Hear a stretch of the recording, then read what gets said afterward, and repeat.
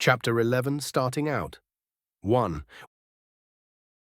Waking up on her was surprisingly lovely. I mean, she smelled good, and even though she was flat as a washboard, her aura was different. I can't really put it into words, but I felt refreshed and fired up. Unlike her. "You are heavy," she groaned, looking wronged, watching me sit up and stretch, wiping my mouth, and drool like a dog. "Somebody forgot to push me off," I added snarkily, but she simply snorted, sitting up and turning away, changing clothes. "No crying to look away." "What? You said it. You already saw everything." She shot back, looking over her shoulder, her face still turning red. "Ahaha. True." When I emerged from the tent, I realized Oleg didn't wake us up, and instead, he remained up all night, guarding us. No matter. He had time to nap as I spent the day climbing down the mine, bringing Sasha along as I inspected the rocks and the walls of the open pit mine. "I don't see anything but stone. What is so interesting about it?" she asked, standing next to me while I took notes and penned drawings, marking them in my notebook. "Think of it like this," I explained patiently. "Look at this as a cross-section of the earth and the foot of the mountain. Have you ever seen a birthday cake?" Yes." She nodded, licking her lips unconsciously. "Same thing. The people here cut it up. Now we can see the different layers, like on a slice of a cake. See these?" "Yeah, rocks." "No, look closer," I moaned, tapping directly at the differently colored vein visible inside of it. "Yep, still rocks. The ones that are rattling in your empty head." "What?" She flared up, looking hurt and starting to pout, stomping in place. You. But no retort came from her, probably because she was still wary of our difference in social standings. "Say it clearly, I would not be mad hearing it." I shrugged, giving her time to gather the courage. "You poopy head?" "Pfft," I chortled, not expecting a kinder garden-level insult. But it was cute. "Look, little one. Your ding-dong is what little. I am as tall as you. I'm still growing for the next 5 years. But if you want, I can show you my ding-dong, and you can measure it with your hand. Eek. Don't flinch. If you can't handle it, don't bring it up." I added with a grin before waving her to come closer. But instead of my spear, I showed her the vein of iron ore before us. "See this? This is not rock. This is iron. This shows that there is a vein here that can be mined. We need only the manpower to start digging, to be honest. And I could use this mine for many other things." "Like, don't you just need stone for your city?" "Ha, look." I shrugged, trying to say it as simply as possible. "I will go step by step. I need stone, yes. We will start cutting here and expand on the mine. While getting the stone blocks I need, we will also create enough raw material to create cement. And I was thinking of making a blast furnace.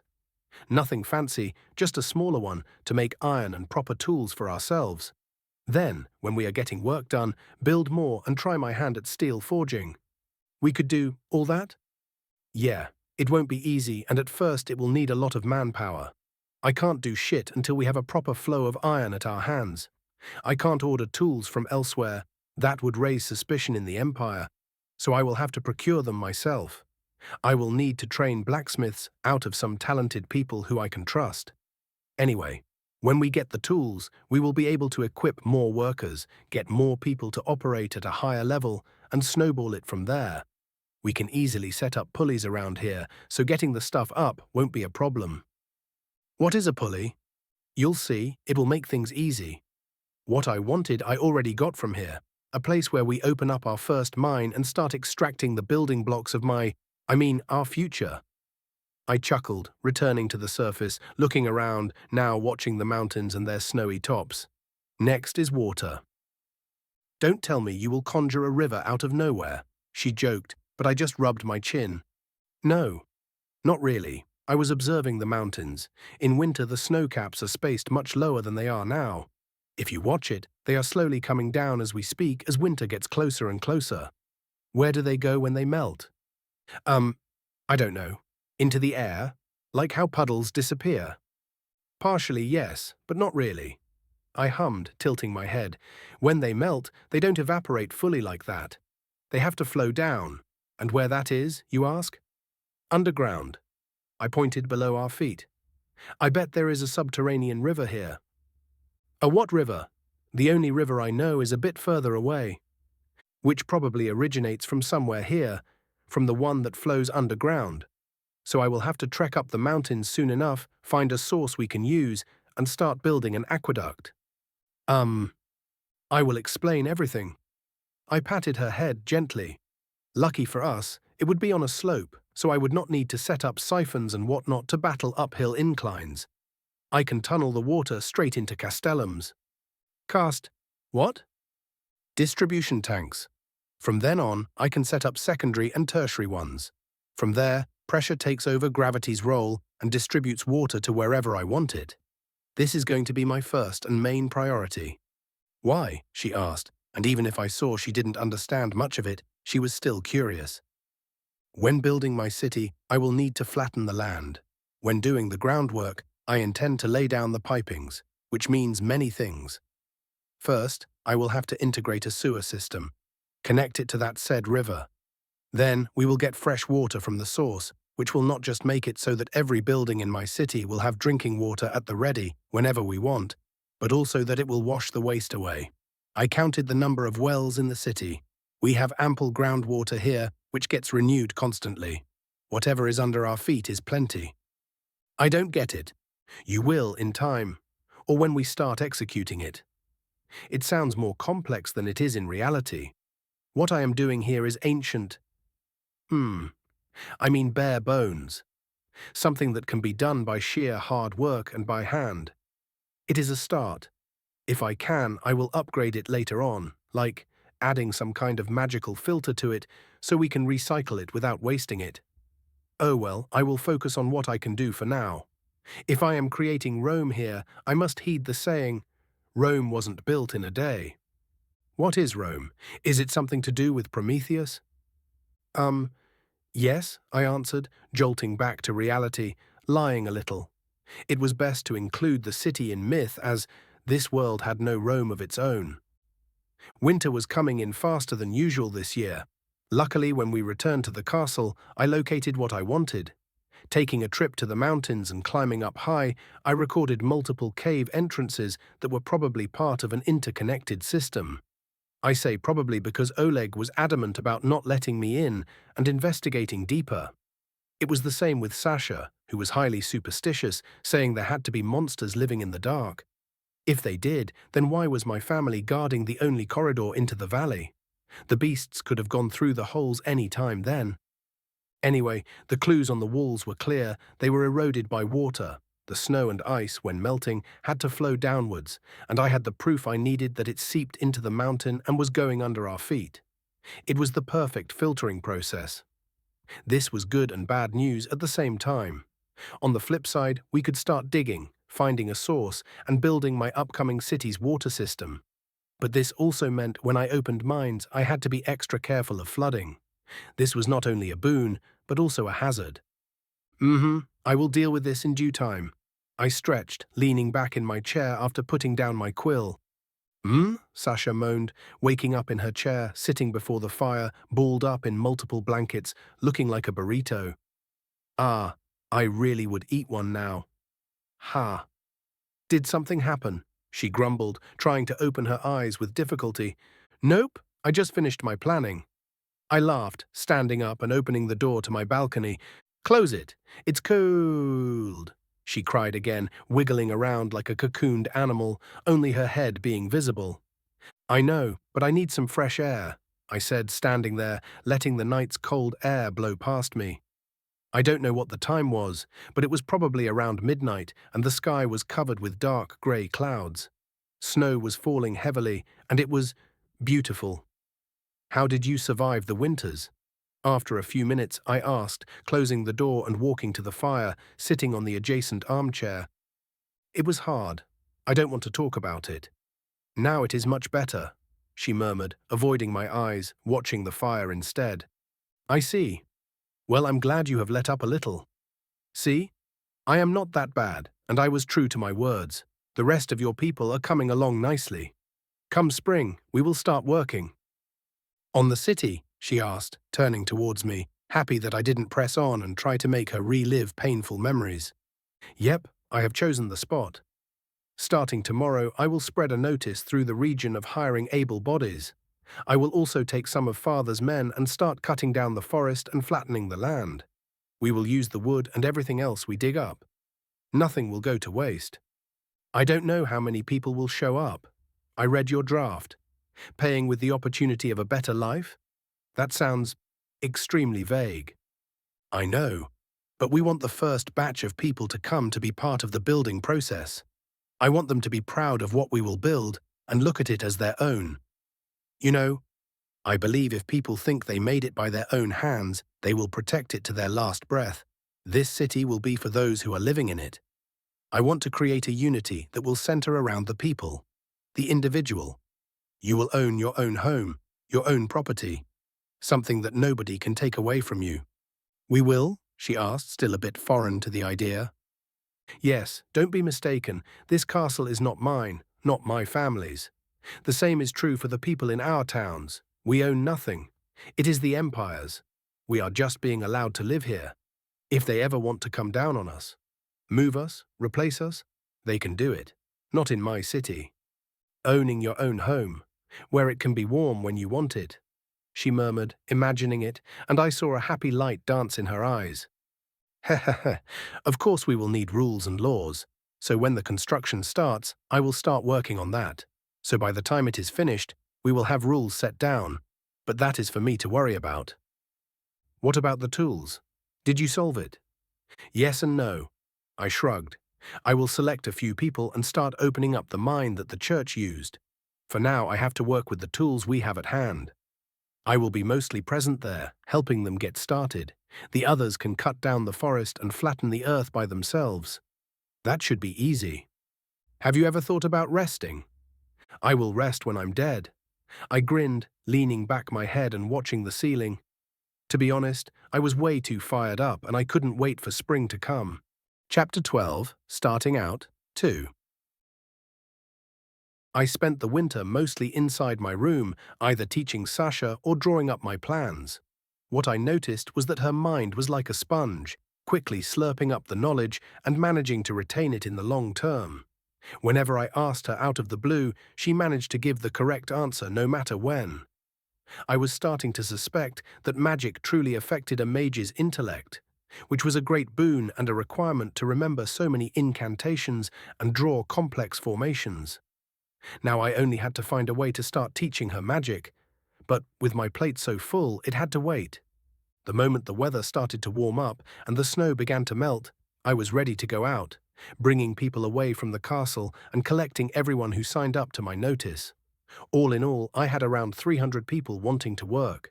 Many were men with no choice, meaning they were either young or without exact skills that they could sell to anyone else.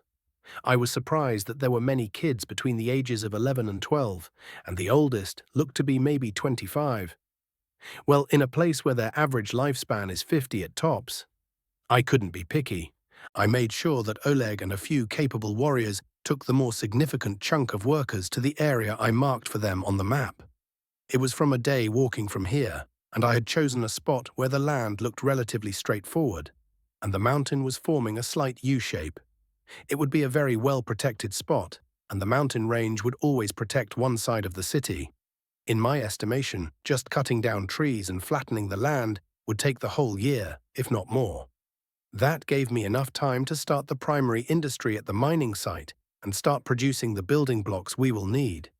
If I am lucky, maybe we will need some iron tools too. So with the rest, we headed straight to the mine, and our first move was to create a clearing. We cut out significant parts of the forest, using the wood to build houses based on my instructions and erect log cabins where the workers would stay. Just that alone surprised them, which then surprised me as I think they thought they would live in shoddy tents. Please, this will be a site where they will have to live for the foreseeable future. I am not a slaver to not care about their living conditions. Leon, come quickly. Sasha rushed up to me as I was overseeing one of the houses being built, explaining to the people how to do it, as many of them were still unable to read or follow a basic blueprint. What happened? I asked, expecting that somebody already had an injury. It was bound to happen. I just didn't think it would be this soon. Did someone chop off his own hand already? Did a tree crush him? Nothing like that. We found something incredible. Oh? Really now? She didn't lie. It indeed was incredible.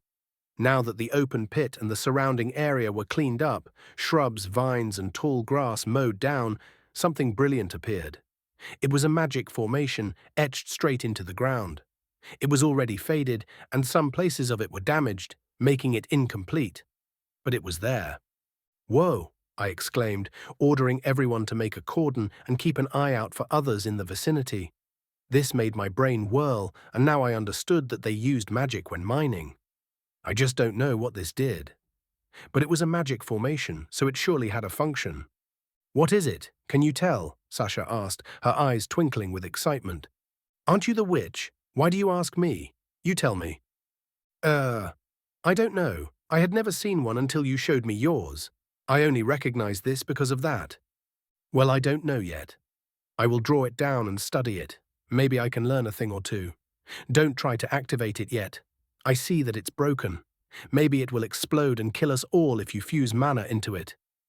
Wah! She shouted loudly, jumping backward. Ah ha ha ha, don't be silly. I don't think it explodes just because you are here. Just don't excite it with your powers. I won't. She waved her hands like a windmill, now keeping at least 2 meters from it. Go. Look around the mine with some soldiers. Start sweeping away the road and the rocks and try to see if there are more around here. An idea in my mind was slowly forming, but I needed more proof. While the group began to clear more rubble and dirt away, I was drawing the formation into my notebook, and I had already found the first problem. One part of it was missing. Not because it was damaged being left here for decades, but deliberately. A chunk of it was cut out and either brought away or destroyed. It's probably a safety measure, so others won't use it. Replicating it will not be easy. But my brain was already working on it. I was referencing the different parts of it and deducting the missing one from what I was seeing. It was truly like an equation. It's a complex one, but I could work with it and, in its weird way, calculate what was taken away. There are more. Sasha came back, running, out of breath and sweating. She wasn't used to much physical labor, but she wasn't complaining.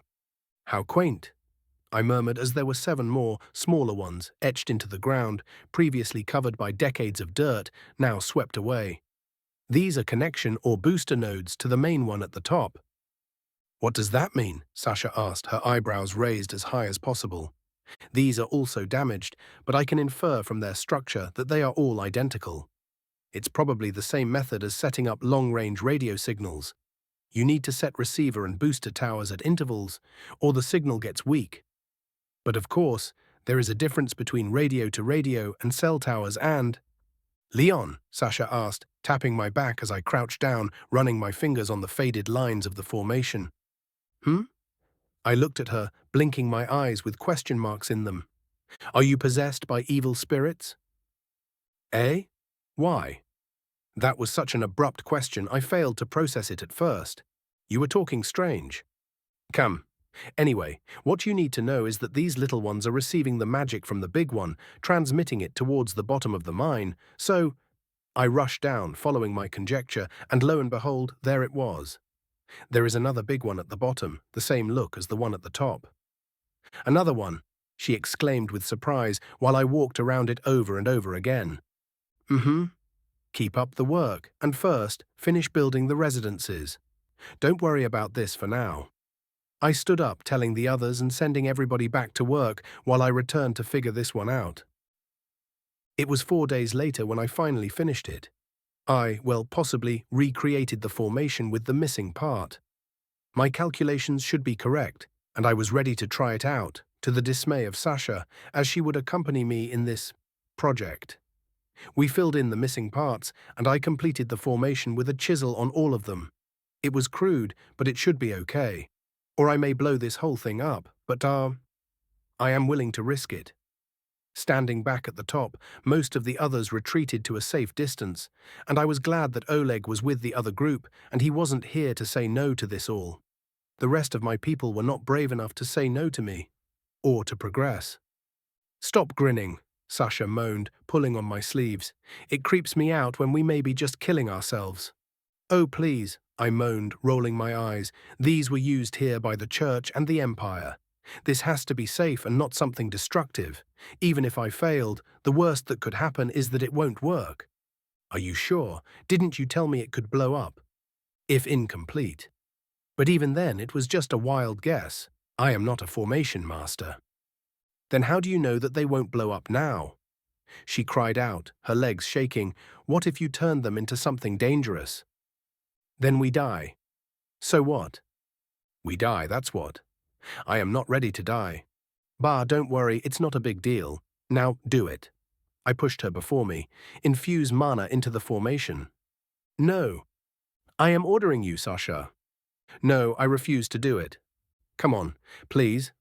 I shrugged, holding her waist, but she was like a donkey, refusing to move an inch. I'm not doing it.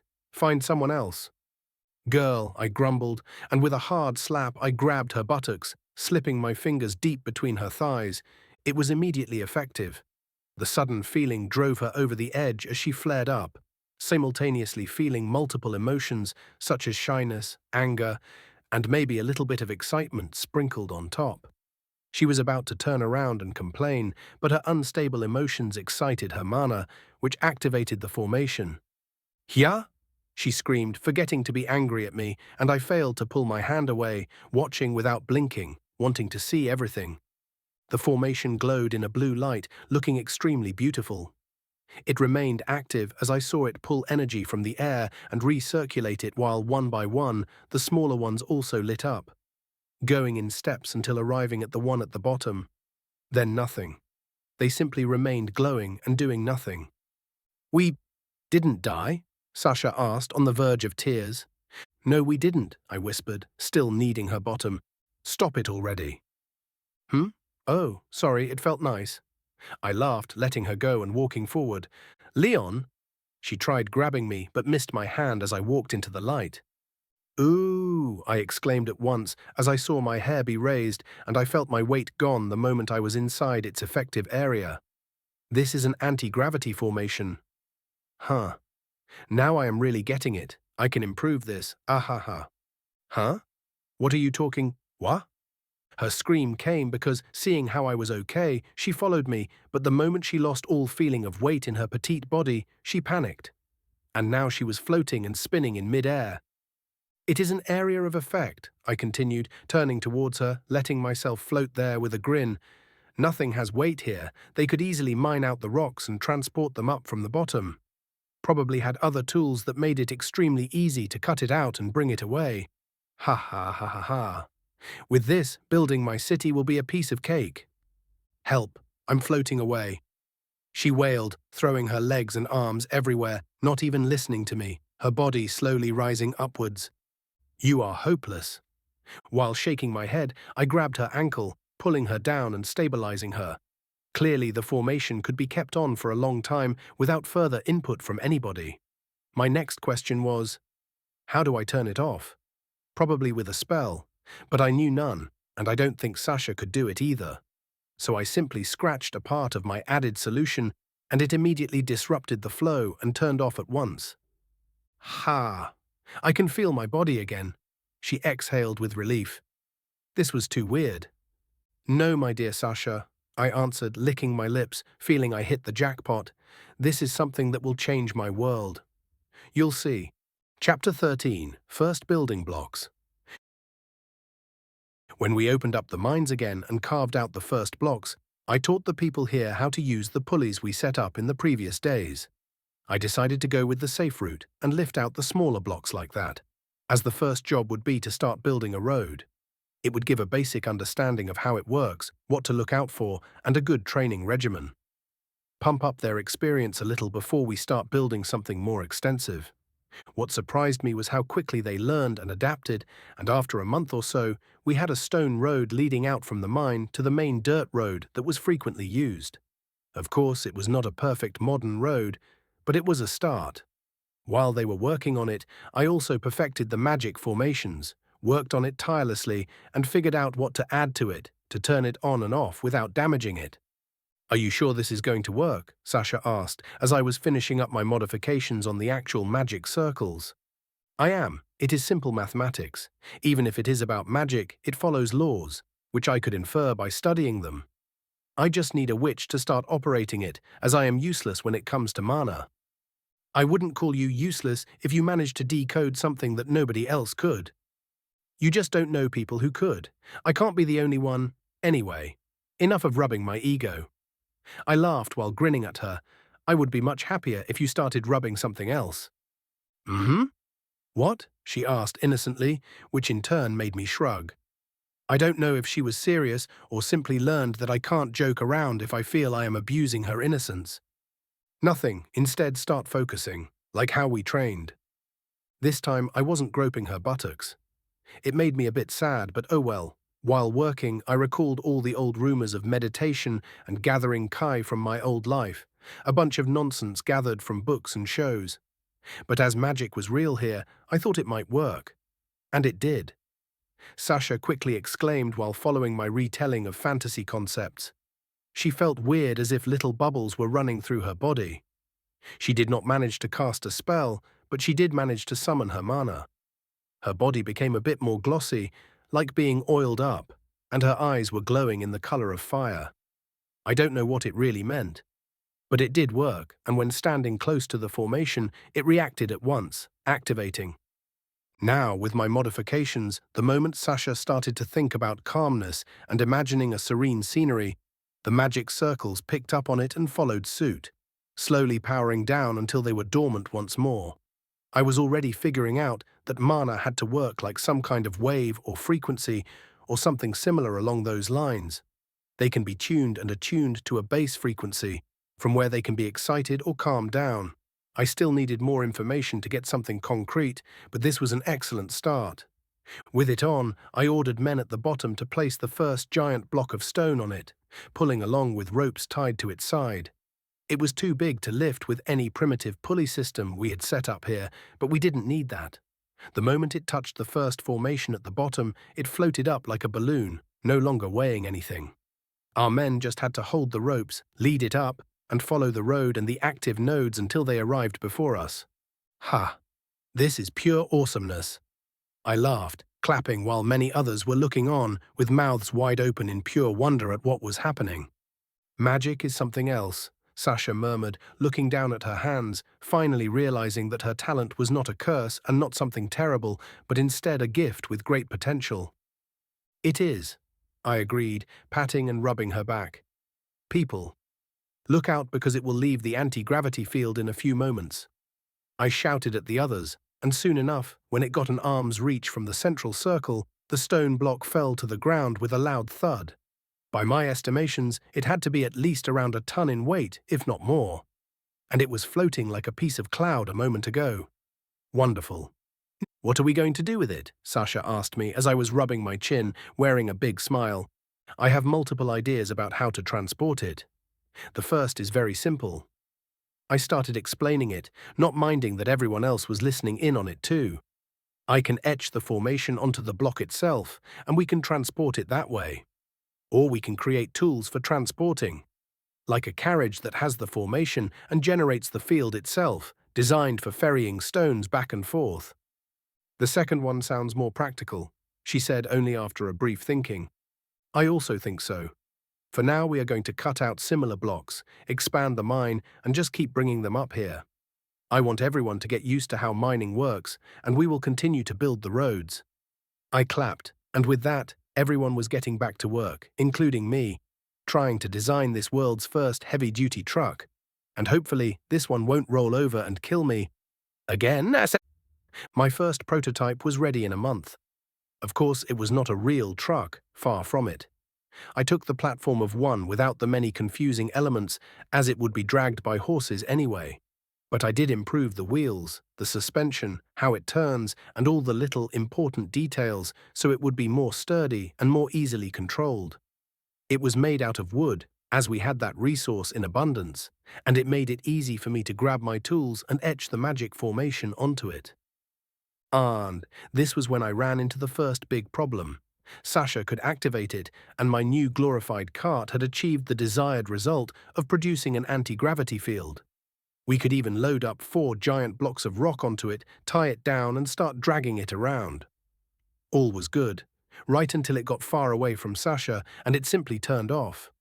The weight of the stones immediately crushed the whole thing, breaking it apart, scaring the horses, and causing minor chaos. Shit, was the only thing I could say. I had to realize there was more to the official magic circles than I first thought. Then I remembered how my basic book told about the crystals that mages use, helping them cast powerful magic. I wanted to investigate and see if our found formations had something to do with that. See if they have something like that in them. Maybe they were made with a tool or with a conduit of such properties, but I couldn't risk ruining them. My modifications alone were a significant risk, and now I felt lucky that I didn't screw it up. So, for now, I was stuck. Well, Sasha, I think it will be up to you to transfer the stones back and forth. I shrugged while waiting for a new cart to be made so I could etch my magic circle onto it. It will help me train and improve my magic, she answered, sounding fired up. I was happy to hear it and glad to see she was changing her mind. Maybe she was right. If she supplies the formation with mana, perhaps something will be triggered within her and evolve. Who knows? Magic could be unpredictable, and I was hoping for some good results. The first trip with the mined stones to the area where the majority of my people were clearing away the forest happened not long after my second prototype was completed. It took 2 days to get there, and it also showed me that building a road was instrumental. The moment we were off from the hastily built stone road, back on the dirt one, it was so uneven and filled with bumps that I was afraid that the stone blocks rocking back and forth would destroy my magic circle. Then we would have been stranded. Luckily, that didn't happen. After arriving at our destination, I called for Oleg and explained to him that they would have to break the stones down and start building a road as soon as possible.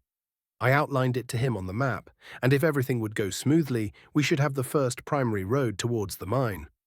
While the others were amazed by the cart and by Sasha's gift, I took a walk around the now flat and empty space. I was honestly surprised at how quick they worked and managed to clear away the landscape. I had nothing but praising words leaving my mouth. Good, good, very good. I slapped Oleg's back, looking around with a grin. While working on the road, I also want you to select people who show talent, who are functioning hard and doing their tasks precisely. What are you planning, young lord? Here, I gave him multiple parchments with my drawings of the city's basic blueprints. We will have to dig these trenches to the exact same parameters as I detailed them. They have to be the same in position and match my calculations. This is really important. For now, don't worry about it, but keep an eye out for those people while building the roads. I need to start selecting people who can then lead others and break them up into working groups. Start motivating them with food. The talented ones can get a bit more every time, okay? A bit more meat and whatnot. Really? He asked, finding it weird, but he wouldn't go against me. I knew that meat was a bit rare in peasants' diets, but I was going to slowly switch that up. We still have some beast meat in the castle. Even you bulky bunch can't eat that much, so yes. Instead of letting it rot away, I already made a deal with father. Some will be transferred here, and those who work hard and put in the extra effort will get to eat more of it. Simple. I will trust this to you, Oleg. So use it and motivate them. I want a selection of skilled workers so I can teach them easily. You can trust me, young lord. I will not fail you. Can I ask what the purpose of this? He asked, watching my plans. Why will these holes be under the city? This, my friends, is what will make it possible for water to get to every home and also bring the waste away. No more shit stains, no more stench. This will be a clean city, you will see. Chapter 14. Foundation. While the works were underway, Sasha being the carrier of the building blocks between the two sites, I took Oleg and some soldiers up the mountains. Now it was time to get water flowing to where I wanted. Not even Oleg's complaints could hold me back this time. Following the clues on the rocks left behind by the snow and ice, I could easily infer where to look for our underground spring. It turned out I wasn't wrong, as only on the second day I found a cave where I could hear water rushing after 10 minutes of exploring. Gods above, Oleg exclaimed as he followed me with a torch, finding it hard to squeeze through the openings with his huge body. But he was right. What we saw was mesmerizing. It was just as beautiful as my first glimpse at this world.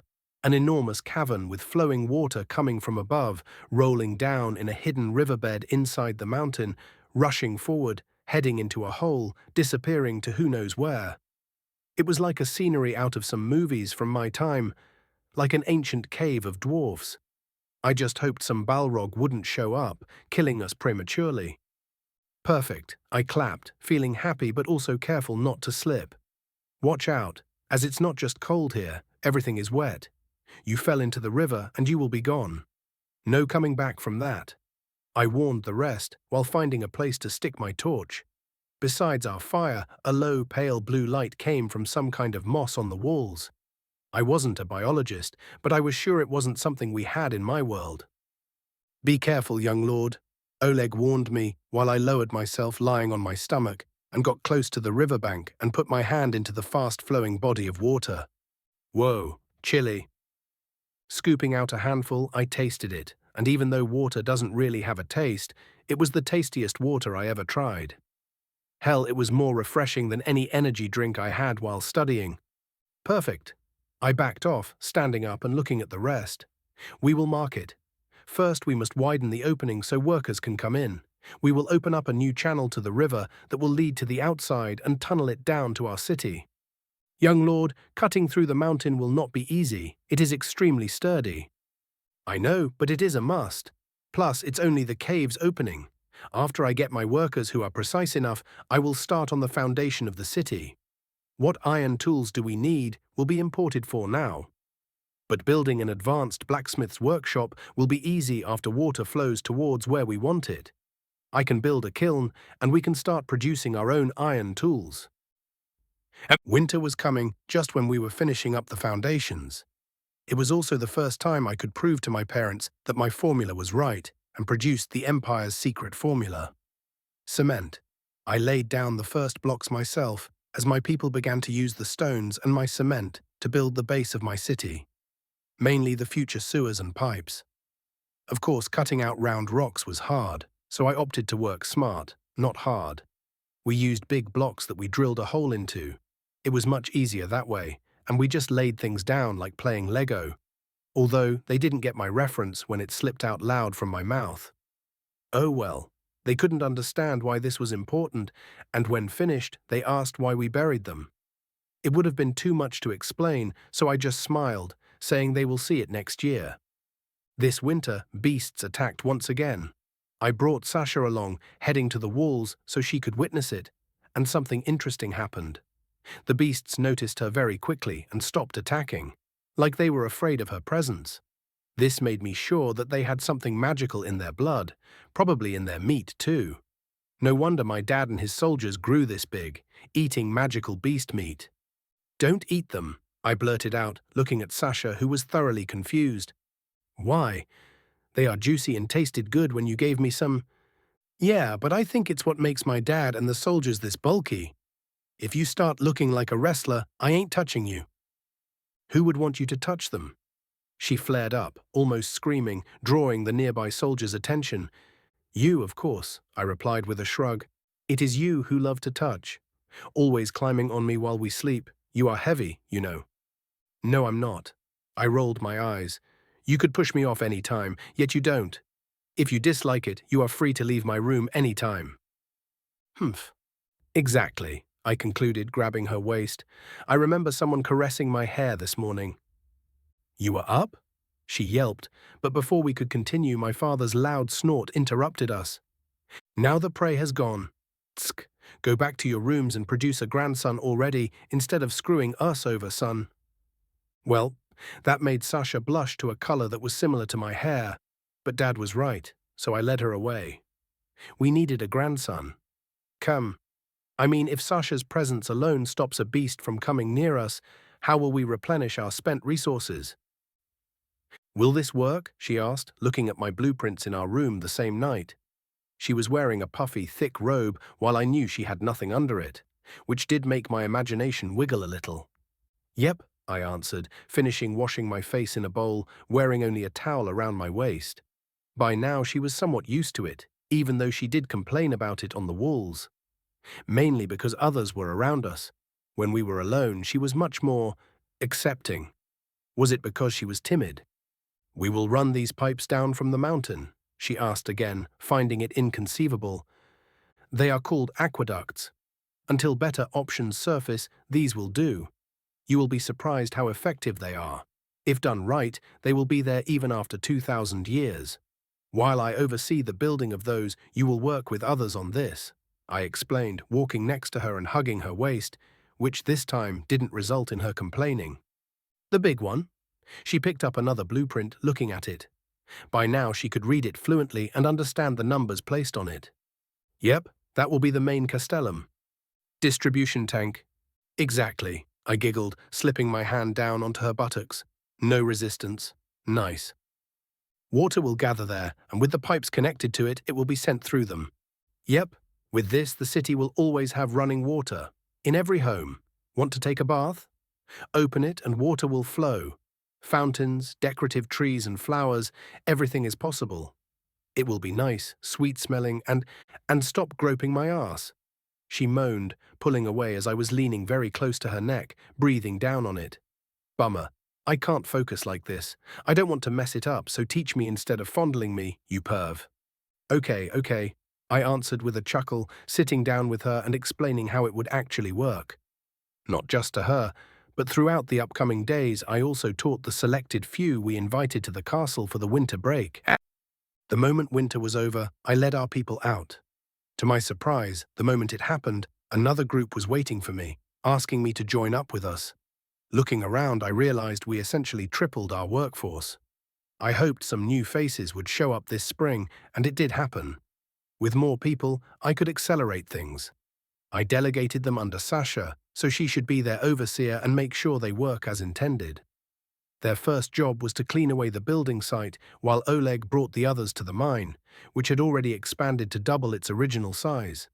When Sasha ran out of materials to build with, she could go and pick up the next batch at the mine and bring it away. Easy peasy. If everything goes as planned, I will be able to finish the aqueducts by summer and connect it to the piping. I would do a test run to see how the water flows before we close it down for now. Hopefully, all will go without major issues, and I can start building the first part of the city. Or more precisely, the inner city with my own palace. And with some surrounding buildings, made out of stone for the most talented people we have. I can't just build my own, as it would make me look horrible. Maybe even make them think it was all for my own place, and they will have nothing.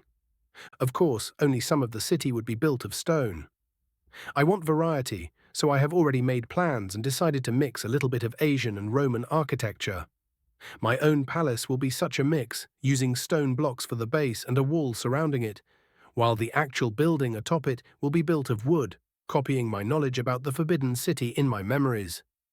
The most genius thing is they made it without nails, so I won't need to waste iron on it either. My only wish was now that I would have at least 10 Sasha with me. The fact that with her around me, I could carve my perfected formation into anything and turn it weightless was a godsend. It made handling the materials extremely easy, and one man could raise any blocks above his head and place them down where we needed them. Maybe they built the pyramids with magic. I was honestly considering it. "Young lord." It was Oleg's shout that knocked me out of my things, and I saw him and Sasha run towards me, looking panicked. Not good. "What happened?" I asked with worry. "To the mines, quick," he said, almost pulling me away while Sasha grabbed onto my other hand. "What the hell happened?" I asked again, now with a raised voice. "A witch. Another witch," she exclaimed, and I managed to kick out my own leg. If not for them, I would have landed face first on the ground. "What? Are you sure?" "Yes." Sasha nodded rapidly. "She is young. Before I had a chance to activate the formations, she went close and it came to life. She is a witch."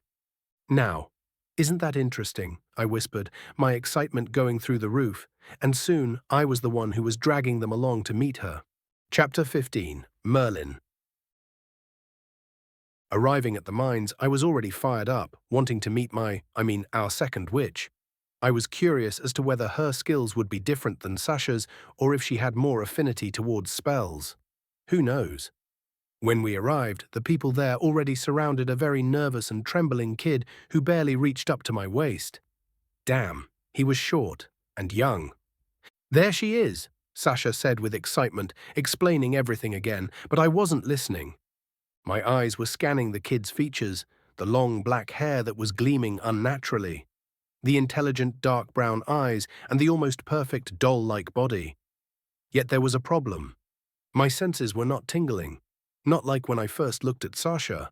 This one was not a witch, but a warlock. Hey Sasha, why did you say there was a witch here? Because... She stopped in her steps, looking at me, getting confused, and now multiple heads were turning back and forth between me and the evidently little boy before me. Have you asked his name? Merlin, she replied at once. Merlin, the small boy murmured, correcting her and making me almost choke on my saliva. That is what I said, Sasha protested, not finding the errors in her words. What the fuck? Is he like me? Or... is this some kind of cosmic coincidence? Is it the joke of a laughing god or something? What the hell was going on? I had to test it, so I spat out something that he would have surely heard about if he was from the same place as me. KFC. What is that? Sasha questioned me, just as lost as everybody else, but I only waved my hand. I already got my answer, which was nothing. I was looking at him without blinking, and he wasn't faking it. He was from this world, so the name he was blessed with had to be something local. Heh. Maybe transmigration works both ways. Who knows? Forget it, I clapped, smiling. Merlin is a boy's name, my little dummy. I knocked on the head of Sasha, who started pouting and discontent with how I spoke to her before everyone at the scene. I am a boy.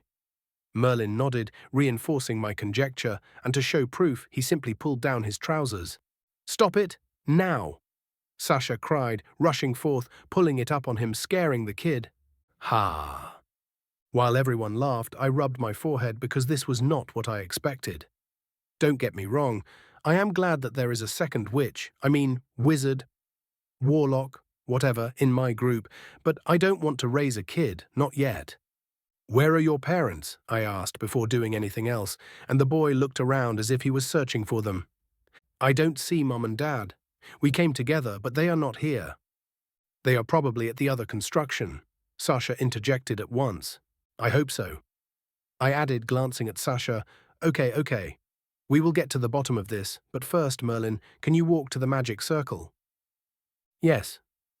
He was surprisingly obedient and didn't look afraid at all. He was either a chill little guy or simply didn't comprehend anything yet. My guess was the latter option.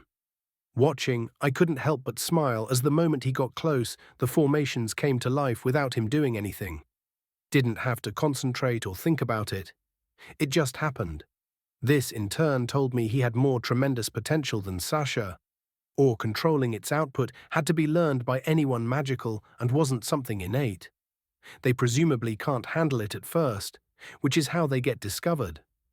I think she also thought about Merlin being stronger than her as she began to shuffle around with a bit more nervous look, playing with her hair.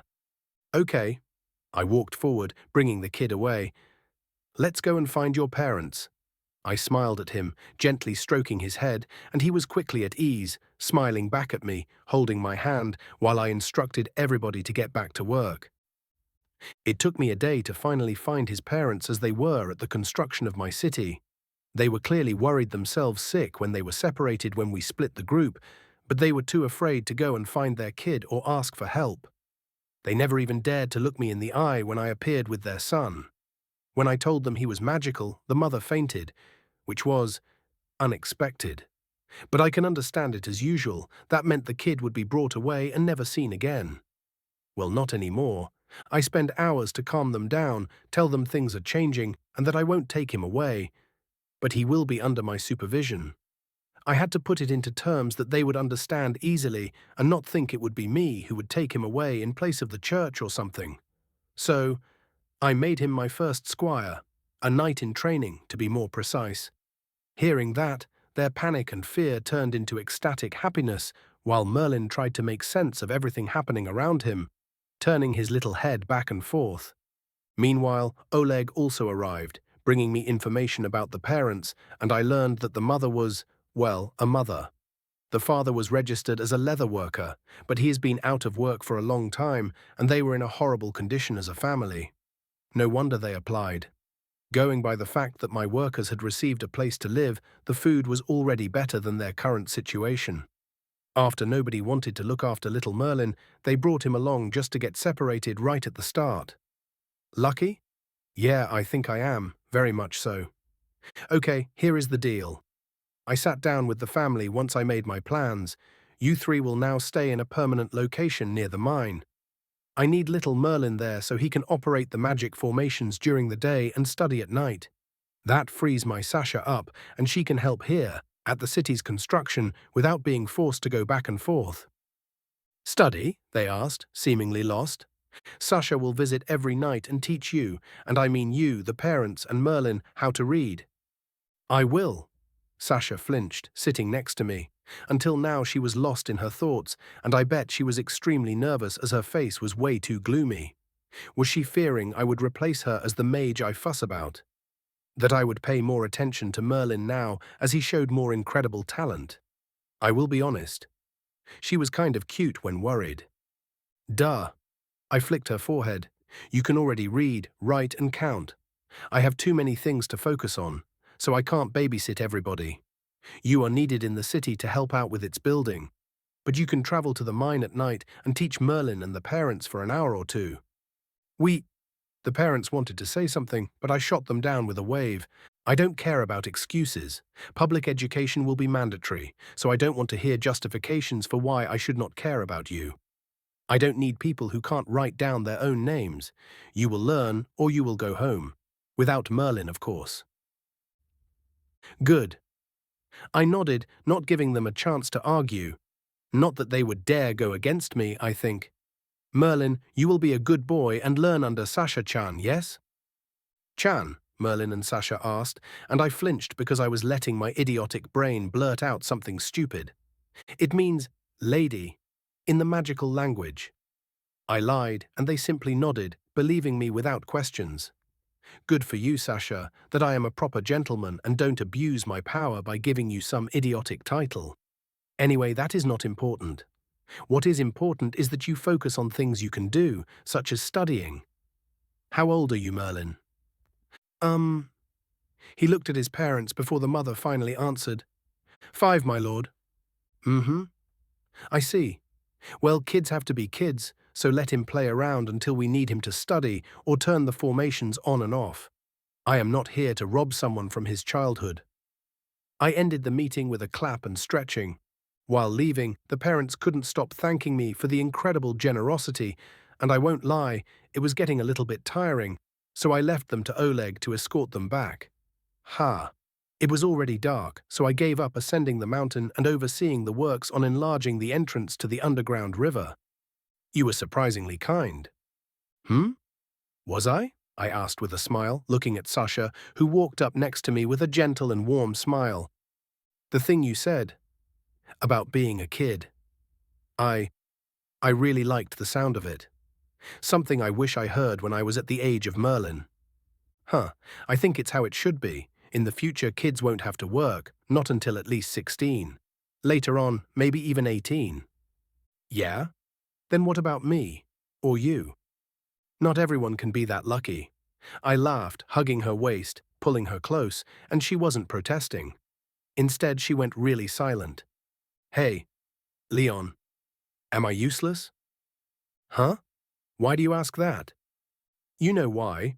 She shrugged, looking at me with worried eyes. I can do nothing. That is how I feel. I can't cast spells or come up with things you do. I can only memorize stuff and do what you say, turning things on and off. But I don't make those things. I never even came up with anything unique. Dummy. Yeah, nya. Don't pinch my butt, she complained with teary eyes, but I just laughed, continuing to knead her bottom. You are worrying too much. Yes, Merlin today showcased clear evidence that he has mana. He has special powers. maybe even a lot of it. But you too, don't forget that. But he is better at it. Is he? I grinned, watching her look at me while holding on to me and ignoring my hand on her buttocks, waiting for me to continue. Or it's the effect of your life. Huh? Think. You were told not to use it, then you escaped and lived for years, suppressing your powers to not get caught. Of course, his manner displays itself differently. He was never told or taught to hide it. Your experiences are totally different, my dear Sasha. So don't worry. You are not worse, not even by a long shot. Really? Really? I leaned in, kissing her cheeks, which turned her bright red, and finally she realized where I was continuously touching her, so she quickly broke free from my holding. She was cute when embarrassed. She was a bit chaotic. She didn't mind it when it happened, but the moment her mind switched into overdrive and met with a new impulse, or she was reminded of her position, she immediately turned bashful once again. But I didn't mind. This weird duality of her was the product of her life. She wanted to appear strong and somebody who could do anything, who can survive. Then when she got lax, she suddenly switched into a young girl, someone bashful, somebody who was still innocent. I will teach him right, she mumbled, playing with her hair and scratching her cheeks. That is what I expect from you. I can't be everywhere at any time, so I need capable people. You are one of my first trusted subordinates, Sasha. I am counting on you. I will do my best. Thank you. I walked past her, patting her shoulder before heading to find Oleg, as I had to talk to him about Merlin and his family. I was happy about them, but I wasn't naive. What if they are moles? Agents who keep an eye on the territories for the Empire. The chances for it were low, of course, but not zero. So I wanted trusty people who I knew I could count on to keep an eye on them at all times. Chapter 16. Sasha's Thoughts. I felt confused and afraid. I really did. I have been teaching Merlin for the past 4 days, and he is frightening. He learns much faster than I did when Leon began teaching me. I only had to tell him about the letters, how they look, how to write, and then he could mimic it after a few tries. Of course, copying what I do is not the same as understanding it. But after 4 days of learning half of the alphabet, he already recognized them in a book I brought along. He even managed to guess words with letters he didn't know about yet. He is so much smarter than I am. If he keeps this up, he will overshadow me before he turns 6. Will I be left behind again? Left alone? Sent back to the forest? Will he send me to the church? Ha! He said he won't. But what if I start screwing things up? Nobody answered these questions. And I just couldn't ask Leon. He would say no. Of course he would. What should I do, Mr. Moon? Anytime such questions came to me, I always liked to look up at the full moon. Of course, it couldn't give me answers. I knew that. But it was something I always did. There was nobody to talk to for a long time when I was younger. Ha! I feel really lost. If Merlin gets powerful and more valuable than me in magic, why should he keep me around? To clear my head, I decided to go to the place we built, and he called it a washroom or something like that. It was just a wooden shed with 2 big basins filled with water. One was to wash off the dirt and grime of our bodies, while the other was to rinse ourselves when finished. The others had already changed them, so both basins were filled with clear water. The task alone was a long trek back and forth from the closest water source. That problem will also be solved if he can build those aqueducts. Looking into one of them, after lighting the candles on the walls, I saw my sorry expression looking back at me. Ha! I was ugly, my hair was messy, no matter what I did, and I was way too skinny. Small. That was the only thing I could say when I took off my clothes and looked at my tiny breasts. After eating well, I gained some weight, so my bones were no longer sticking out. I expected them to change too. But they didn't grow. Most of the women I saw had way bigger ones, not to mention Merlin's mother. She had a pair that were as big as my head. Ugh, so unfair. No wonder Leon refused to touch me when I first visited him. Well, that was not entirely true. Turning around and looking over my back, I tried to see the reflection of my butt in the water. He liked touching this part, maybe because it was more round than my breasts. It does look more plump than those sorry bunch on the front. Perhaps I should let him do it more. He did kiss me on the cheeks. Yes, I should let him do more. Especially now. What if another witch pops up, just as talented as Merlin, but indeed a girl, with big boobs and a wide hip, someone who is perfect for bearing children? I can also do that. Yes, I have been bleeding since long ago. I can have kids. His kids. Yes. I agreed to myself, shaking my bottom a little and watching it jiggle in the reflection. It was the perfect plan. If I am not good enough in magic, I can be useful in other things.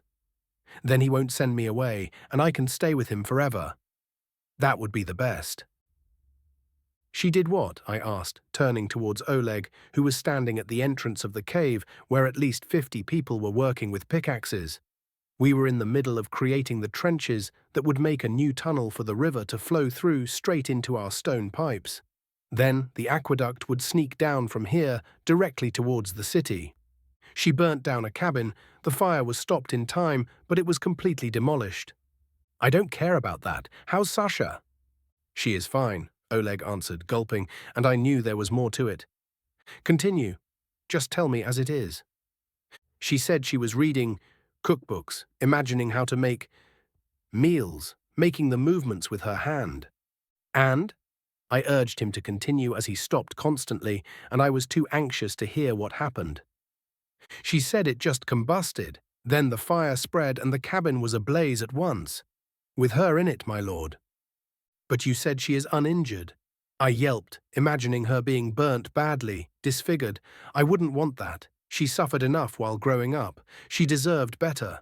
If nothing else, I will take care of her still. That is the weird thing, my lord. The fire didn't hurt her. She stood amongst the flames, unbothered, uninjured. It couldn't burn her. It consumed her clothes, but her skin remained untouched.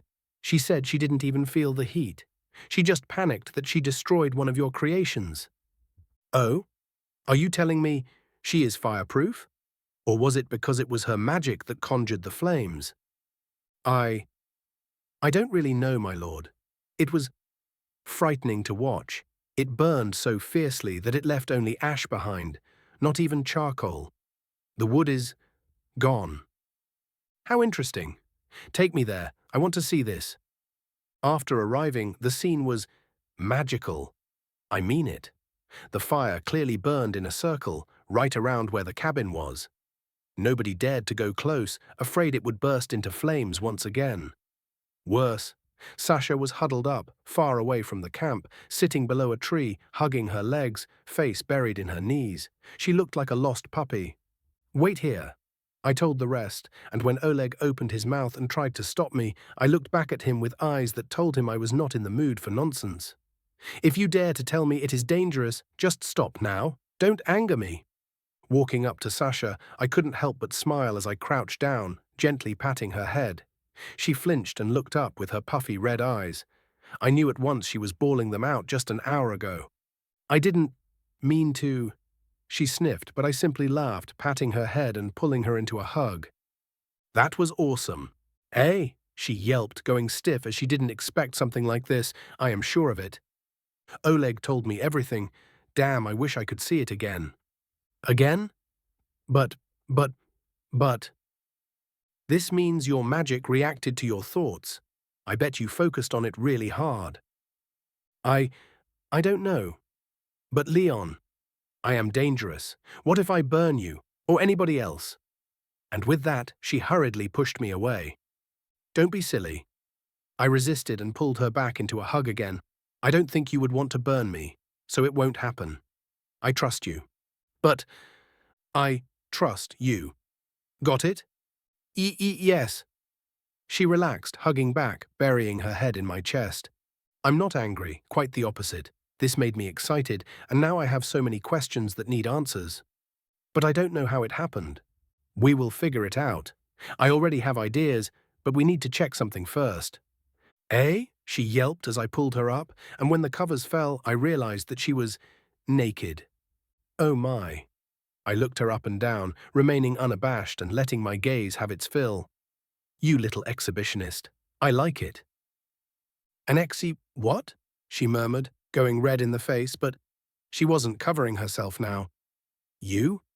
Like it? Really? Duh, I do. I grinned, grabbing her waist with 2 hands, making her shake it, and she followed my lead obediently. Sexy. Come. I stopped her teasing because seeing her face, I was having trouble saying no to my sword that was unsheathing itself in my trousers. Cover yourself as we are out in the forest. I don't mind if you want to go commando around me, but let's do it when we have no more work to deal with. What is a commando? She asked again, dressing up in the blankets that were given to her, looking like some kind of ancient Greek philosopher as she followed me barefooted. Don't worry about it. I cleared my throat, looking at her. I can't molest you when we still have work to do. If you want that, come to my tent tonight. Okay, she nodded, making me trip as I was just joking. Well, I wouldn't say no to it. She is a cutie and a kind girl. I would happily accept her if she accepted me. Ugh, focus, Leon. Hehehe. What? Your face went a bit red, Leon.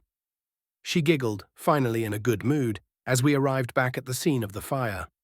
I was walking around it for minutes before ordering the others to bring a broom over so I could gently sweep the top of the ash away. I was careful not to touch the ground, and my first thought proved to be true. Do you see this, my dear Sasha? I asked with a wide grin.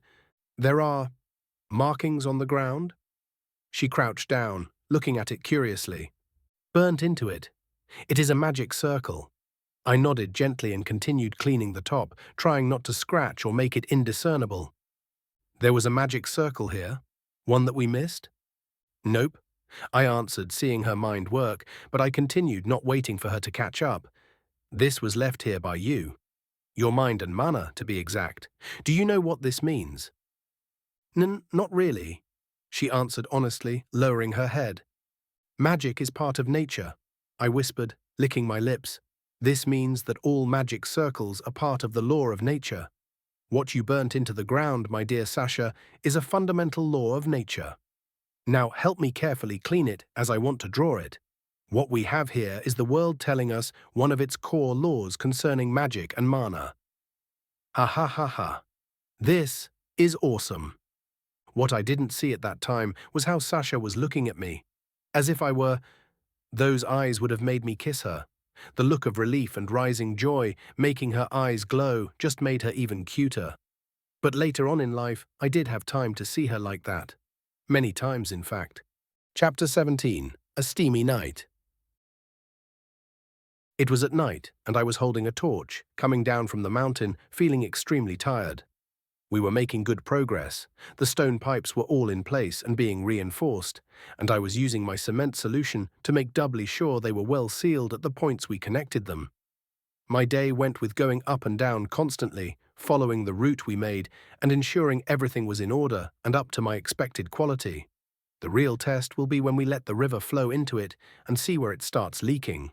Meanwhile, the people below were also surprisingly ahead of schedule, laying the foundation of my city. By now, everything was flat. The sewers and pipes were finished being connected to the first castellum. As per my instruction, they were laying down square stones at the moment and creating the streets to my exact specifications. I had to make it known multiple times that they followed my words to the letter, and the newest, talented trainees did not disappoint. I took a measure, and they nailed the width of the main street and the side streets connecting to it. The former could accompany 4 carriages side by side, while the latter was perfectly wide enough to let them go past each other. I did not bother their brains about the extra information. I just told them it would be so everyone could come and go without holding up the other. They did find it weird that everything was measured at a 90-degree angle, but they will get used to it. When I arrived back at camp, I could already see the base of my future home, the buildings taking shape in my mind's eyes. It already looked gorgeous. But, for now, the place I returned to was my personal tent. I felt battered and exhausted as I opened the flap, coming in, already in the process of undressing. I only stopped when I realized I was not alone, midway of pulling my pants down. Sasha? I asked, surprised to see her here, wearing only a nightgown. I made bath. Water? She mumbled, red from her toes up to her ear, but she was telling the truth. My tent had a big wooden basin, and hot water was steaming inside of it, calling me like a siren. Huh. I blinked my eyes rapidly, but I was not to refuse her and squander her efforts. With a confident move, I stripped naked, not covering anything on me, letting her stare. Heh heh heh heh heh. I won't say it was the first time she saw something like mine, but going by her eyes, it was the first one she liked. Thank you, I do appreciate it. I'm beaten. With an honest sigh, I sat into the tub, enjoying the water that was hot enough, but not so that it would burn me. A moment later, I lay forward, letting Sasha kneel behind me with a sponge and something that counted as the most luxurious item of all: soap. Of course, it was not the simple rough soap they were making here, made out of ashes from an oak tree, some tallow, lime, and whatever else, mixing and stirring to create it. I ensured ground-up petals were added to it with some extra ingredients so it had a pleasant scent and wasn't so rough. In my time, this would be the choice of girls, smelling like a flower bed, but damn it. I also liked it. Who wants to smell like the forest or the waves, or whatever other bullshit when you can smell really lovely instead? It was something that I mentioned in passing to Mother once, and since then my household has started producing it, albeit in very few numbers. Oh well, once my city is ready, we can mass produce it, and everyone can say bye-bye to smelling like a wet hog. Wait, could I make a profit of it? The thought alone stiffened me and stopped Sasha from moving her hands, thinking she hurt me. Leon? This is nice, I moaned, not thinking about the idea further, as she scrubbed my back. Her fingers were ever so gentle that I could fall asleep amongst them. Thank you, she replied to me, clearly startled but also happy, continuing it with a bit more vigor. I like it when you are this caring. It is so relaxing. Why don't you come and get in too? But, I, okay. I was surprised once again. I expected her to say no, but instead I turned around and watched her undress while looking sideways. She tried not to glance at me while she climbed in, and in return I had time to inspect everything about her. From up close this time. You are beautiful, you know that? No, she murmured, playing with her hair. I could see she was genuinely embarrassed this time. Back then, when she first came to my room and threw her clothes off, it was because she didn't look at it as something intimate. It was just a thing to get over with. But now, it was completely different. Come here. I smiled, holding her hand, and before she could protest, I pulled her into my lap, hugging her from behind, splashing water everywhere, but I didn't care. Kaya, she yelped, flustered, especially when her butt slid up against my sword. Sorry, can't help it. As I said, you look stunning. Will you do, you know, that? She murmured, looking everywhere but at me, letting out another yelp as I started rubbing her body all over before settling down on her perky small breasts. Nope. Nope. She stiffened, looking back at me over her shoulders while I kept grinning. Oh, does this mean you want to do it? I never did it before. Well, I could have guessed it, and it seemed we were going in circles. It is something that is very important, Sasha. I continued talking, seeing how it was relaxing her body. Or was it the result of my unruly hands? Her nipples stood erect and at attention, listening to me just like her. It is not something to squander away, especially for a girl. I am glad you opened up, but if you are in a rush because you are afraid that you can only stay here if you catch me in your net, then you will come to regret it. Look, I am more than happy to do it with you. I want to do it with you. But I'm not a guy who takes advantage of those I care about. I see that you are confused, I whispered, and she nodded honestly, making me chuckle as we sat in the wooden tub. Well, I'm going to help you relax a little, and maybe it will clear up your head. We will come back to this after you reorganize your thoughts. What do you mean? She pressed her legs together with a loud moan, but it was too late. My right hand had already slipped between them, and my fingers were exploring her hidden valley, looking for the little monument erected in it. It wasn't hard to find it and start caressing her in a way she knew nothing about. I enjoyed how she constantly wiggled in my embrace, moaning and grabbing onto my hands, her nails digging deep into my skin. She was beautiful, and a bit wild. Holding her right breast in my left hand, keeping her from escaping, I played with her body until she finally reached the peak of sensation. I felt something warm hitting my palm underwater, but I didn't mind. It was quite the opposite. It made me proud. I still got it. Watching her eyes go misty and her body falling limp, I just held her in my arms, letting her breathing return to normal, gently rocking her like a baby. When it did, I realized she had also fallen asleep, yet still clung to me. I wasn't about to wake her up, so I sat there, caressing her, and after I got out of the tub, I dried her and myself. Even through all that, she didn't wake up at all.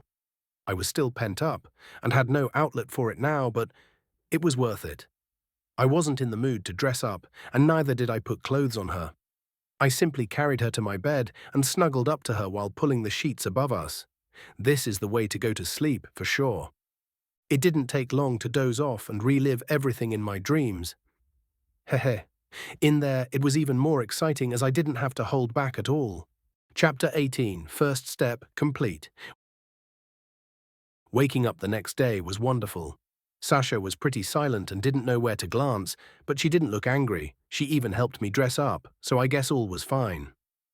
After eating breakfast, I was at the back of the city, heading up the trail, checking the last connections of the piping before we began. I would lie if I said I wasn't nervous. Back up top, people had already carved a path into which the underground river could split. They were only waiting for my word to break away the last part. When it happened, I was rushing down, following the pipeline, watching for leaks. But miraculously, it worked like a charm. By the time I arrived at the bottom, Sasha was already waiting for me, excited, explaining how water was filling up the castellum. Great, let it be filled before opening the valves and letting it flow through the city. It was the first stress test. From here on, what would push the water forward was not gravity, but simple pressure. I watched with my breath being held as it took some time, but the open ends of the smaller, thinner pipes finally burst out with water, signaling everything was working as intended. I watched as it flowed towards the finished sewers, disappearing from sight. Goodbye, shit-stained streets and the smell of pigsty. Ha! While I observed my success with a wide grin, others were also marveling at what we had just achieved. They finally realized this meant no more walking a kilometer to the river and back, digging wells, or taking a bath only once a week.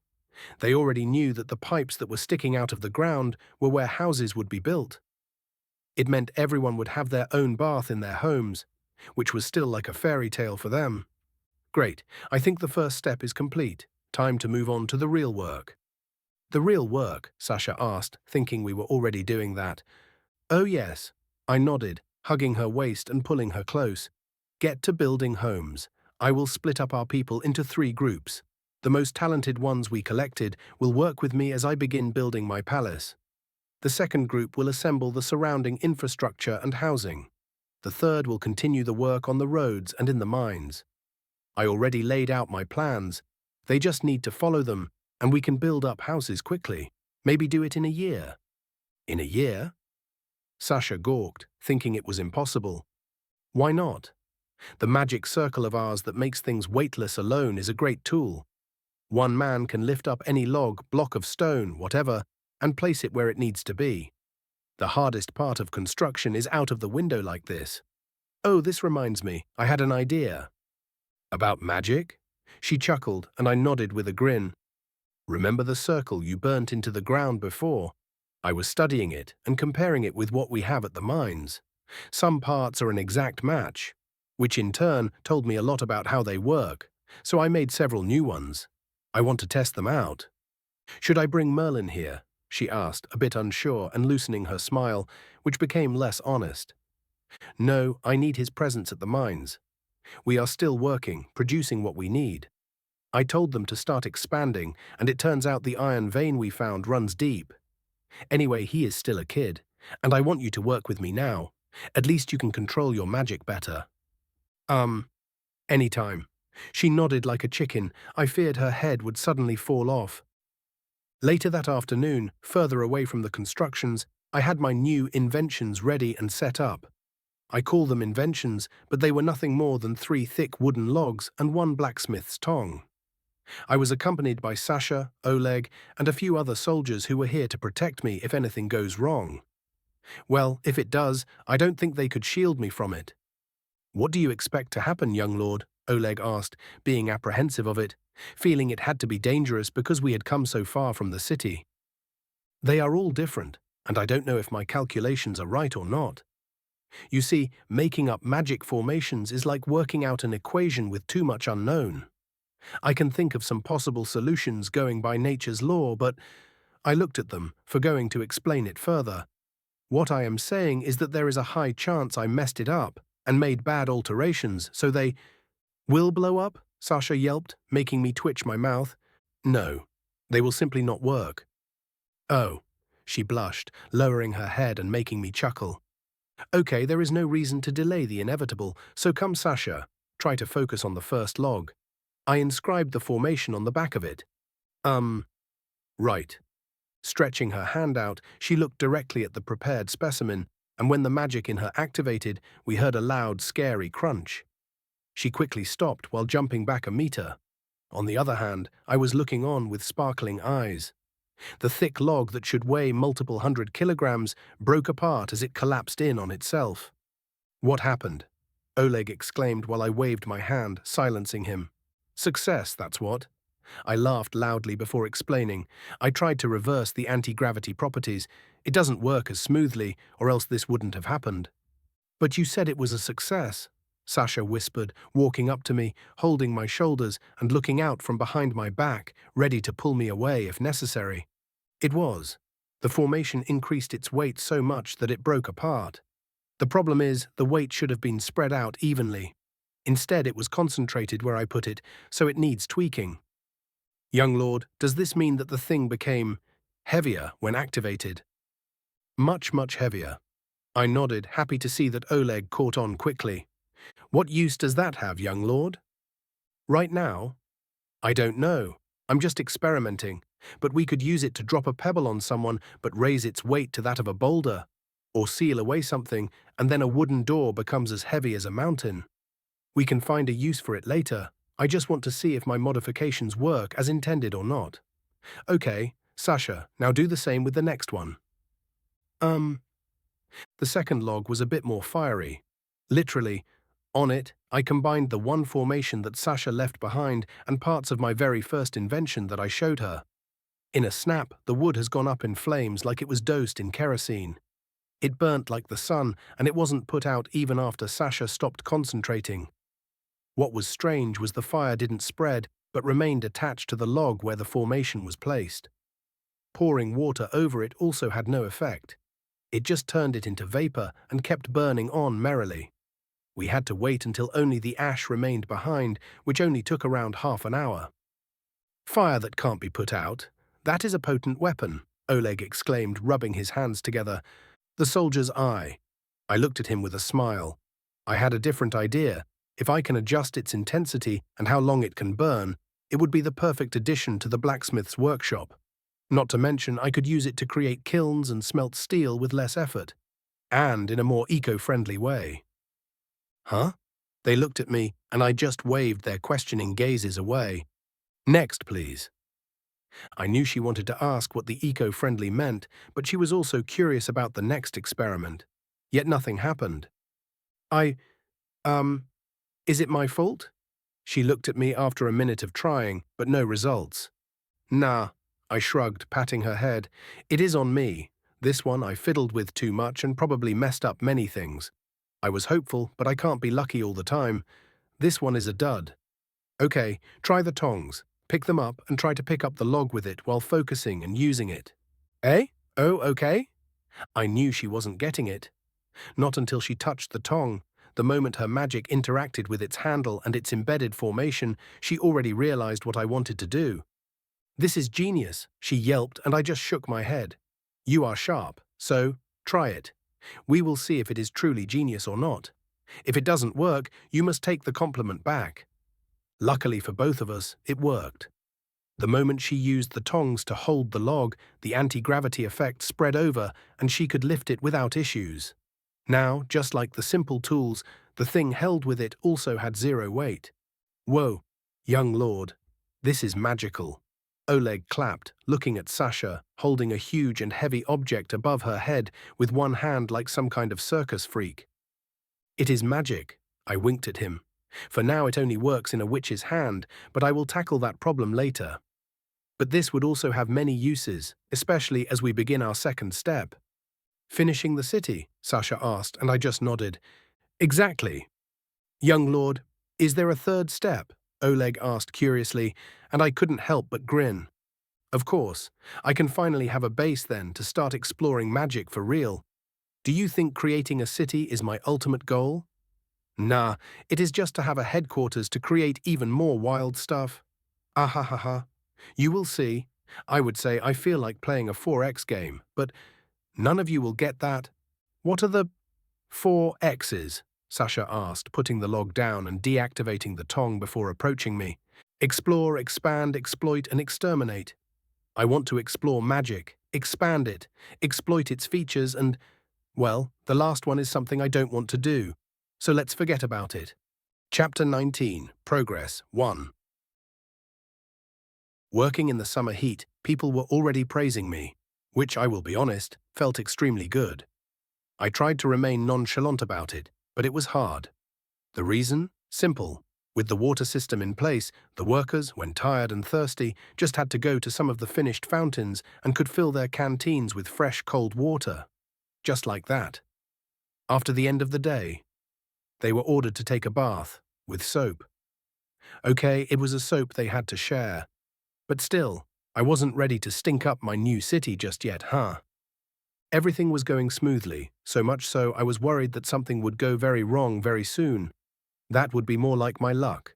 The last time I felt so confident in my life getting on track, I died. At the moment I was working with the rest of the first team, building the palace where I would live. I walked amongst them, helping set up the wood and carve their shapes out perfectly, instructing them how to place them together. The foundations were already in place, and as I had previously planned, I was copying many things from the Forbidden City of my previous life. It was easy to create the base, made out of its stone walls and steps. The difficulty came only later. It was hard to teach them how to carve out the wood how I needed them. We wasted a few weeks until they started getting it right. But it did not matter as I expected it. What was really helpful was that all the materials were weightless with Sasha around and my formations working perfectly. We could juggle around multiple heavy and tall wooden beams and rock slabs as if they were simple feathers. I just can't get enough of magic, it seems. Young lord. Oleg walked up to me hurriedly, and I was surprised to see him back so soon. A month ago, I sent him and my parents' men to visit my mother's region to procure more tools and raw iron for us. It was best to do so discreetly, and I was surprised to see him come back so swiftly. Already back. Everything went smoothly. I put down my used and old tools, ready to take inventory of my new ones. Yes, we hurried as fast as possible, and the men are bringing in everything as we speak. Great. We will first distribute the pickaxes and the rest to the mines to speed up their production. I want to have houses ready by the first snowfall and test out my designs. You really plan to spend the winter here? He asked, feeling unsure about my idea. It doesn't look much, but trust me. Plus, I have to spend a cold season here. I need to see how it is to modify my plans accordingly. It won't be easy, but it is crucial to do so. By then, the main room for me should be ready with a fireplace in it. I will survive. The problem is the flooring.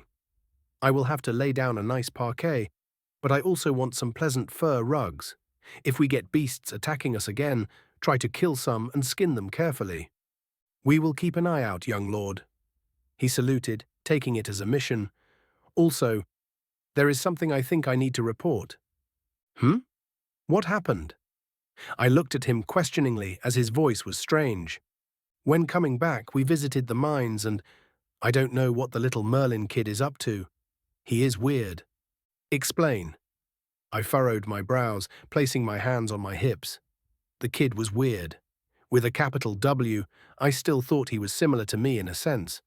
But nothing happened whenever I tested him. He was gathering the people around him and teaching them. He was teaching them. That was not something I expected. Yes, reading, writing, and counting. He was even holding lessons about how to be a good citizen when getting the chance to move in here. I won't lie, it was a bit funny to see a small child standing on a stone slab lecturing the adults. But then I forgot to look at him as a child. He was like any adult, my lord. Teaching them to be a good citizen, I repeated whisperingly, and my surprise was clearly visible on my face. We didn't intervene because he was saying only good things about you, my lord, and warning everybody to behave and be thankful. He sounds like someone who will be a good negotiator, or a teacher. Nice. You are not worried? Oleg asked, and I just smiled at him. Nope. Look, if the kid is smarter than me, has ambition and the skill, sure, let him take over. Young lord, what are you saying? What? I laughed. I don't really care. If he can do it better, do it. I will survive. I will find a way to thrive. We wouldn't let that happen, young lord. We would first die before abandoning your family. Oleg shouted, slapping his chest. Okay, I wasn't that serious. I wouldn't just go away. I don't like to be pushed around. But I'm not a sore loser either. If someone beats me, so be it. I'm not afraid of starting over, nor of death. Please stop, young lord. This could place perilous ideas into some heads. You are right. I nodded, scratching my chin. You see, I will have to think about defending ourselves too, but oh well, too many things to deal with, too little time. How much raw iron did you manage to gather? 20 ton, young lord, a whole yearly output of a small mine. He answered proudly. It did cost a lot for us, but we managed to do it. Good, you did not disappoint me, Oleg. Ha, I hope you will follow me when the city is ready. I need a general under me. It would be my honor, he replied with twinkling eyes, going to his knees immediately. We erected a temporary warehouse, go and place them there. In the winter, I plan to perfect the new magic circles and create a blacksmith's workshop, one that the world has never seen before. It sounds exciting, my lord. It does. With the new tools and with what I will be able to make, we can start up our own mine in earnest. Dig out that sweet ore vein and fire up an industry. No more buying expensive shit from others. We will make our own tools and weapons.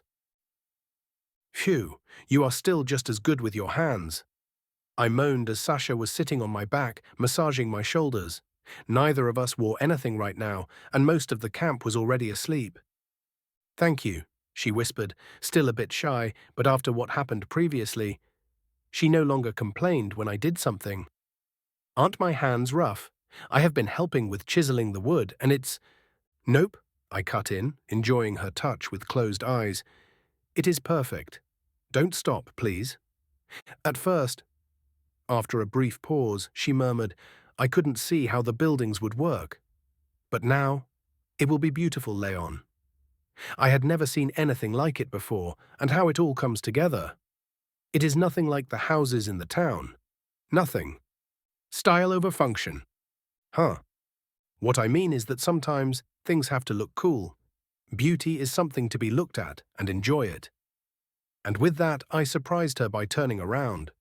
A moment later, I was lying on my back, and she sat on my stomach, looking a bit troubled but touching my chest.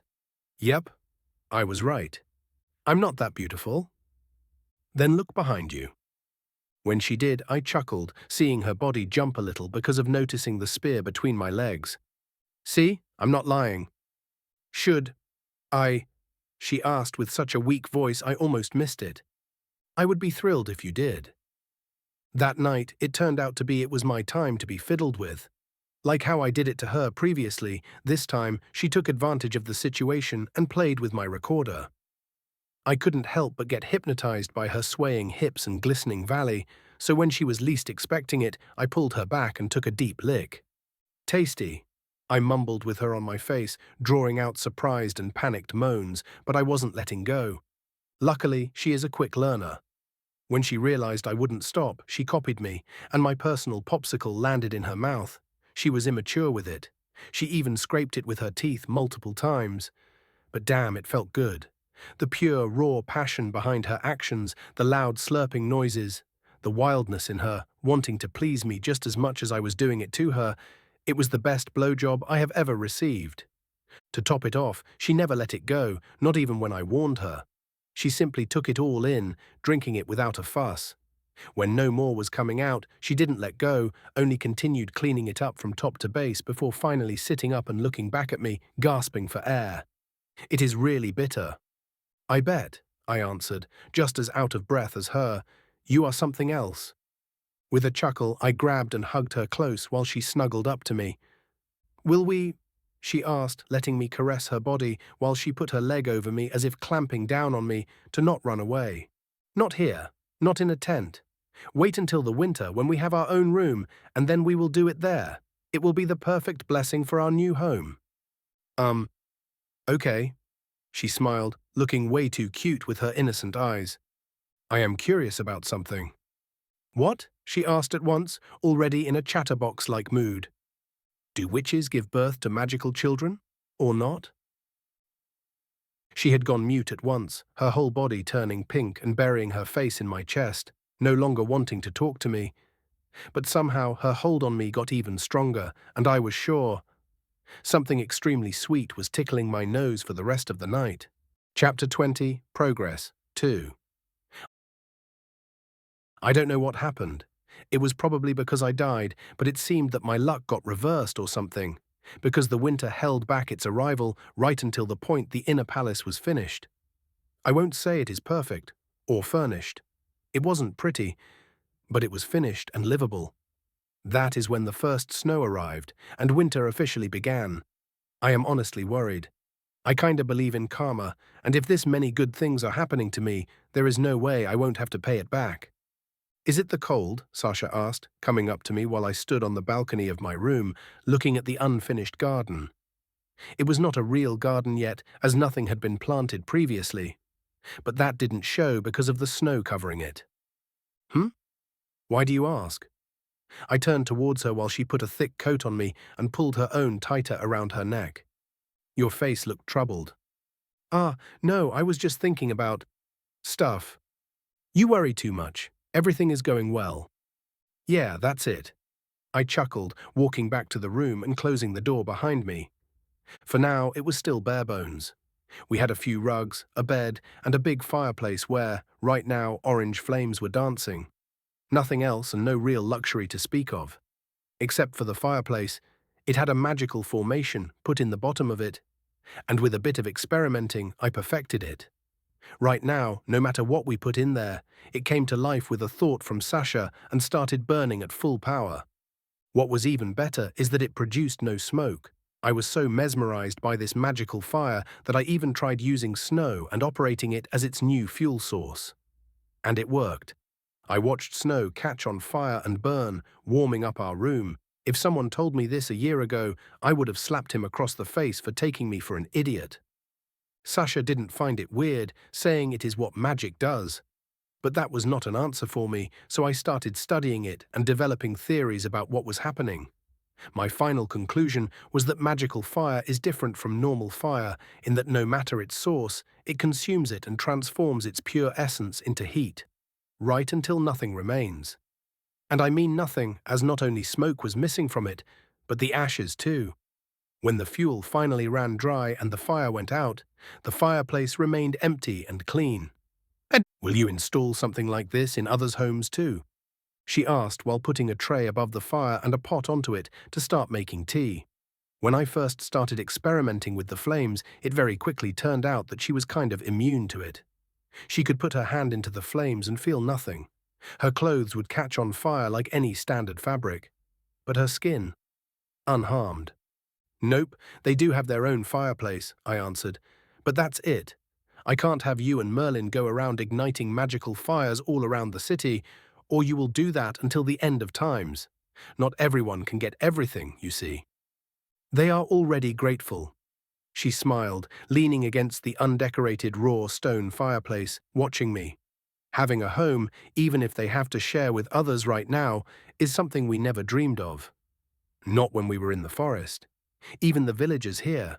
Homes made out of stone. With a fireplace? That was an extreme luxury and a sign of nobility. They think you are humble about building your home from wood and theirs from stone. Fine by me. I like well-made wooden houses. It feels cozy. I like cozy. If they think like that, I won't tell them my real reasons. I won't go against a good image. It is important to lead them without issues. I am curious where you will lead us. What if I lead you to the bed now? Pervert. She giggled, but we were interrupted by the teapot's whistle as she began preparing it. As I watched, my mind started to wander again, and I got really curious, which she also noticed when she put the steaming mug in my hand. What did you think about now? I recognize when you have an idea brewing. I do want to test something, I whispered, sipping on the tea. I'm just unsure if I should wait with it or go ahead and test my theory out soon. It includes Merlin, and I don't want to traumatize the kid. Is it dangerous? She asked softly, a hint of worry in her voice. I can do it if it is. Kinda, but you will have to do something else. You see, I have been thinking about this. About magic, about how it seems it has multiple elements. When you concentrated, you summoned fire, and seemingly you are impervious to any fire damage. Well, it does feel hot. The longer I keep my hand in it, the hotter it gets, and it gets painful. I think after 10 or so minutes, I would start showing damage. I can try if… Nope. I shook my head at once. You can test yourself, but don't go and injure or burn your body, you hear? I am fine knowing you can withstand flames for a certain period of time. That is enough. I don't trust our current medical knowledge to heal you. That is why many think you are someone extraordinary. So many people get sick in the winter. In the forest, I saw it many times. Getting a fever and dying. It was frequent. She whispered, her eyes growing distant as she remembered it. But now it is different. Watching her, I saw her shaking away the thoughts and returning to the topic. So what do you want to do with Merlin? I want to see if he is resistant to fire, or is it your unique element or not. Of course, I won't throw the kid into the fire, but I would want him to try and get close to it. If he can't bear it, we will know. For me, just standing close to the magical fire makes me sweat. The heat coming off it is way stronger than any regular one. I see. If he can't stand it, what will you do? I will have to look for what he specializes in. When yours surfaced, you left behind a formation. I want the same to happen with him. This is the only way I can study magic. I can't travel to the capital city and start asking questions now, can I? It is not feasible without me ending up on a cross or something. I heard they do that. I don't want that to happen to you. Wait, there are crucifixions in place? I asked as I just jokingly mentioned it, but seeing her nod, I had to accept it. Thinking a little, it shouldn't be that weird. Torture is universal, and of course, people will come up with it here too. I heard that there are even worse things done to traitors. I bet. Well, that is why we are doing things here, where nobody really comes and looks, because it is a backwater place with muscles for brains as leaders. You are not like that. She chuckled, hugging me while I hugged her back, rubbing her head. I was talking about my father. Especially in the winter, all the blood from his brain wandered down to his crotch, banging my mom day in and day out. Well, there was really nothing else to do when beasts weren't attacking. They did it all the time? She stiffened up, but still remained hugging me. Yep, right next to my crib. Wait, you remember it? Whoopsie, that slipped out. Don't tell anyone, okay? I do remember my baby years, but I never told this to anyone, not even my parents. I won't, she replied with shining eyes. The fact that she learned a secret of mine seemed to completely excite her, and well, her shining, innocent look excited me. Soon my lips sealed hers, and I pushed her down on the bed a moment later. She didn't resist, even opening her legs, welcoming me. It didn't take long to throw off our clothes and continue immersing ourselves in a passionate, long exchange of saliva. When our lips parted, it was connected with a long, thin bridge that only broke apart when she sheepishly looked down where I was poking against her slippery slit. I want it. You are not the only one, I answered, and after a bit of fidgeting, I pushed on. There was little resistance to finding my way in, and her body was so excited the sheet under us was already soaked down to the bed frame. When I felt pushing against the soft resistance inside, I leaned ahead, kissing her and thrusting forward, going in deep with one move. Sasha loudly moaned when it happened, wrapping her legs around my waist as I lay on her naked figure. I don't know if it is because I am reborn in a new body or because she is a witch, but she was extremely hot. Literally, I mean. "Can I move?" I whispered, not wanting to hurt her, and she nodded almost immediately. "It stings a little, but that's it. It isn't bad. It is very great. Ah." She stuttered, gasping for air every time my body moved and twitched, and I was the same. She was taking my breath away. I never felt anything similar before. Okay, I didn't have that much experience to boast about, but I wasn't a virgin. But Sasha here, she was like an angel. I had never felt something so soft, hot, and yet tight. I don't know how many times I could move my hips while continuing to kiss her neck and body before I shot my load into her womb. But I was trying my best not to be a quick shot. In the end, I wasn't thinking about pulling it out, not even for a minute. If she gets pregnant, I would be happy, and the way she was holding me and moaning in pleasure when feeling how her body got washed with my seed told me she was just as satisfied. None of us said anything and just lay there, still connected for the upcoming half an hour. "You are still stiff." She chuckled, and it seemed something did awaken in her as I found myself lying on my back, and she sitting atop me, slowly moving her hips, grinding against mine. "What did you expect? You are too wonderful to calm down." "Well, if that is true, we can do it through the winter. There is really nothing else to do." She smiled seductively, and at that moment I knew. I hit the jackpot with her.